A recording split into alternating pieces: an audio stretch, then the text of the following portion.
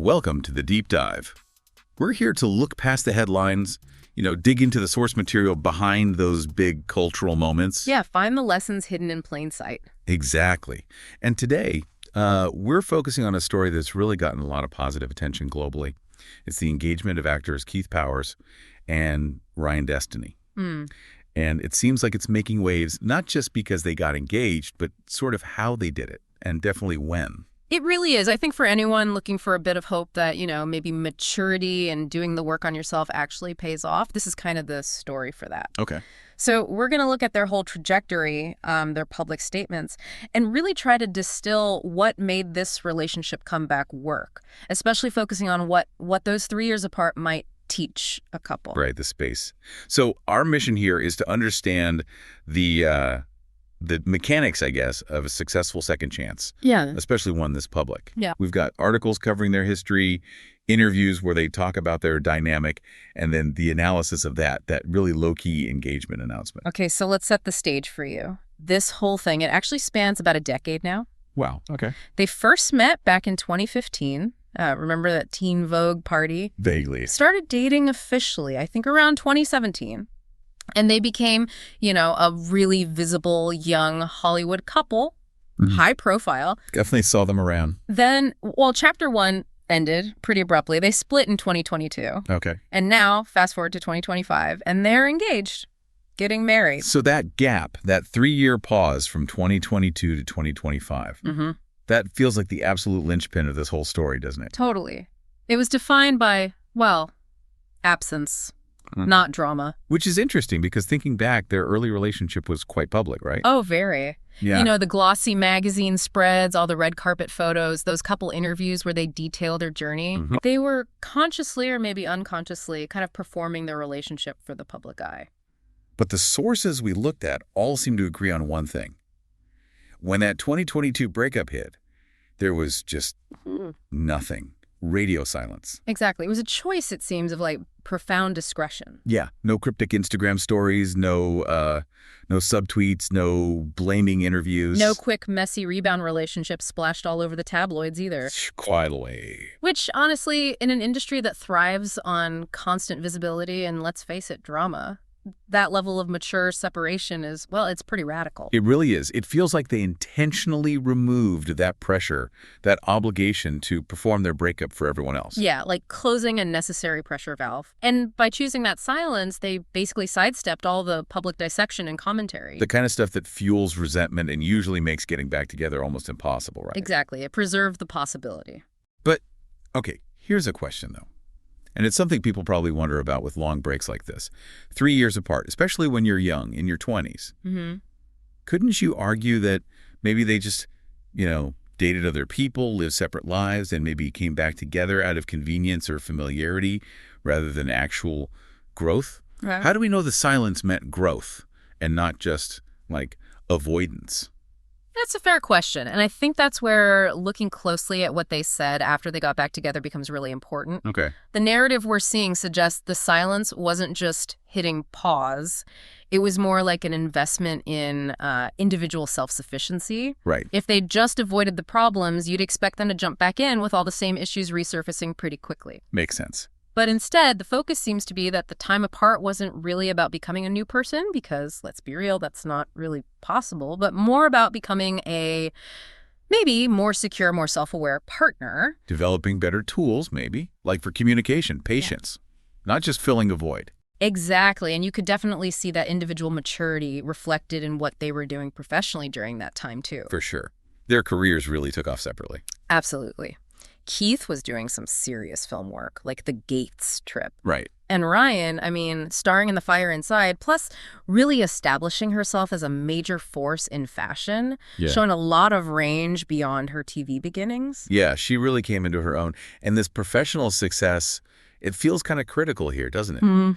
It suggests they came back to the relationship not because they needed each other, like for status or just comfort, but because they genuinely wanted each other as equals. I think that's spot on. Achieving that level of, financial and creative independence probably removed a lot of external pressures from the partnership itself. Yeah. It fundamentally shifted their dynamic, you could say. Their individual success meant they didn't need the relationship anymore to, validate their public image or anything. They were solid on their own first. Right. Secure in their own lanes before deciding to merge again. And you really hear this echoed in the language they used when they talked about reuniting. Like Ryan saying they are now more than best friends. Yeah, and Keith gave us that really interesting metaphor. He described their dynamic as being like siblings. Okay, wait. Like siblings. At first glance, that sounds a little weird. Maybe not very romantic. I get that reaction. It sounds maybe a bit passionless, right? Yeah. But if you unpack it a bit, think about it. It's actually quite a beautiful metaphor for true deep commitment. Okay, explain that. How does siblings fit into a mature romantic partnership? Well, think about siblings. You can fight, right? You can disagree intensely, maybe not speak for a bit, cool off. Sure. But that underlying bond, that shared history, that fundamental connection, it never really goes away. It's sort of unshakable. Okay. I see that. It suggests a relationship that's foundational, that transcends just the temporary ups and downs or the volatility. It's maybe the shift from that really intense, sometimes fragile young love that often needs outside validation to a more stable, internally committed, grown love that's focused on legacy and mutual support. That makes sense. It's the difference between, I guess, dating someone you look good standing next to on a red carpet versus actually building a life with someone who feels like family. Exactly, your chosen family. And that theme of mutual support just drives it home. Yeah, Ryan literally called Keith her biggest cheerleader. And he credited her with making him a better artist. That's not just passively existing together, that's actively fueling each other's individual growth. Real partnership stuff. Grown love, like you said. And that mutual evolution, that stronger foundation, it seems like it led directly to how they chose to handle their engagement. Ah, right. The announcement. The moment they decided to officially merge their paths again, they made a very conscious choice, it seems, to reject that typical Hollywood spectacle model. Okay, this is where I think it gets really interesting for anyone listening, because that choice about the announcement says so much about their maybe new priorities. If you analyze the style of it, the whole focus was clearly on sincerity, on something grounded and authentic, not the usual celebrity performance. Yeah, the sources we looked at really emphasized the details. This wasn't some moment designed to be monetized or engineered for maximum viral impact. Definitely not. There were none of those huge over-the-top elements, no choreographed flash mobs, no helicopters dropping rose petals. No 20 million roses strategically placed for photos. Exactly, it wasn't that. The photos they actually released felt almost like personal photos, like home video stills or something. Totally. Just the two of them looking relaxed, genuinely happy, vibing on a couch. I think there was takeout involved. It felt deliberate. Like it looked accessible, relatable, and maybe most importantly, it just looked real. And that simplicity, it sells integrity, doesn't it? Not just authenticity as a brand. Right. In this culture where, let's be honest, almost every celebrity milestone gets blown up into this massive, highly produced social media event, their actual announcement was just, one simple Instagram post with a caption like, "Engaged to the love of my life." That was it. Period. Full stop. Yeah. And the significance of choosing that kind of quiet celebration, it feels huge. It's like they're signaling, maybe to the world, but also probably to themselves, that they don't need all that external validation. Right. They don't need the public applause to confirm their happiness. Their focus is inward now. They seem to view the relationship itself as maybe sacred, not just another commodity to be packaged and sold. And I honestly think that grounded approach is a huge part of why this story resonated so much with people. Yeah, I agree. It's kind of a reminder that even inside the Hollywood machine, some relationships can actually prioritize the partnership over the performance of the partnership. They found a balance, it seems. Enough visibility to share their joy, but enough privacy to keep the core of it protected. Which feels like the ultimate outcome of that 3-year break, doesn't it? They came back together with really clear boundaries about what the outside world gets access to. Yeah, what they'll allow in. Precisely. So, okay, looking back at everything, the sources, their story, what does it all mean for us? What are the key takeaways here? What defined this comeback, and why did people react so positively? I think, for me, the core lesson has to be about the strategic value of space.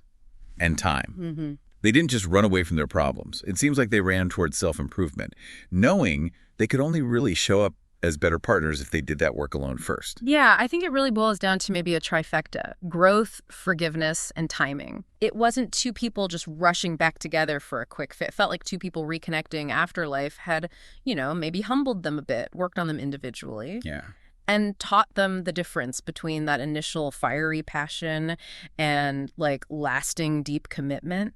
And that forgiveness piece is huge too, right? Oh, so. Forgiveness for whatever happened in the past, sure, but also maybe forgiveness for needing that time apart in the first place, accepting that it was necessary. That makes sense. So the story of Keith Powers and Ryan Destiny, it ultimately feels like a reminder for you listening that taking time apart, working on yourself, Yeah.